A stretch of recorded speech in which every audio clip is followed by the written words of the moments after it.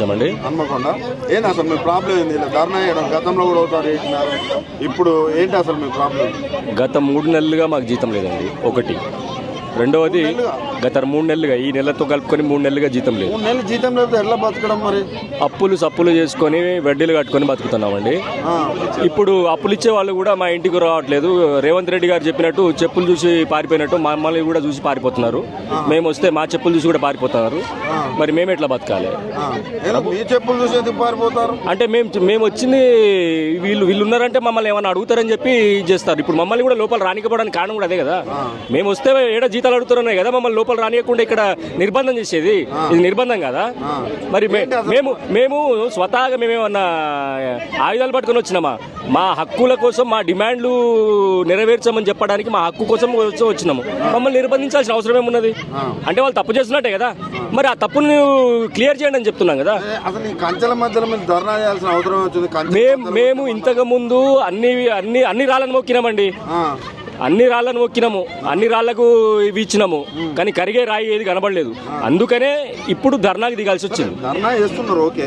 రేవంత్ రెడ్డి పరిపాలనలో కంచెలు బద్దలు కొట్టినాం, ఎలాంటి కంచెలు ఏమని అన్నారు. ఈ గేట్ల మధ్యలో ధర్నా చేస్తే ఎట్లా అనిపిస్తుంది? మరి మీరు స్వతహాగా చూస్తున్నారు. మరి కంచెలు బద్దలు కొట్టినాం అనేది మరి కంచె కనబడుతుంది కదా. అది మీరే నిర్ణయించాలి, ప్రజలు నిర్ణయించాలి, ప్రభుత్వం నిర్ణయించాలి. కంచెలు బద్దలు కొట్టారా లేకుండా కంచెలు కొత్త కట్టారా అనేది వాళ్ళకి తెలియాలి. మేము రెగ్యులర్ గా వచ్చేదా జీతాలు? అన్ని గుండు సున్నాయండి.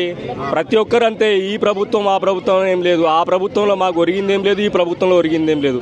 ఎప్పుడు కూడా మేము మా అవసరం వచ్చినప్పుడు పూలు చల్లడం, విమానంలో నుండి పూలు చల్లడము, ఈ దండలు పెట్టడము. ఎందుకండి మాకు దండలు? మాకు తిండి పెట్టండి, మా జీతం మాకు ఇవ్వండి.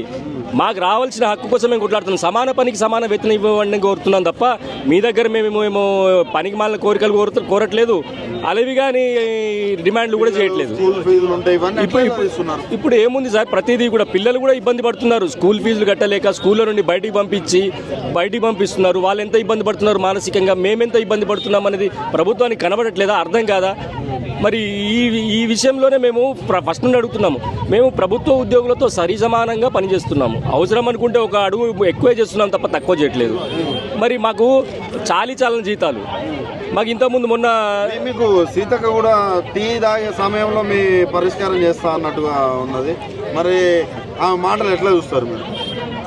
ఒకటండి, మరి టీ తాగుతారా, కాఫీ తాగుతారా, పాలు తాగుతారా అనేది వాళ్ళ ఇష్టం. కానీ మా సమస్యలు ఫస్ట్ తీర్చండి, తర్వాత మీరు కాఫీలు తాగండి, కొబ్బరిలు తాగండి. ఇప్పుడు అందరినీ కలిసాము. నేను మీకు ముందే చెప్పాను, ఏమని మొక్కని రాయలేదు.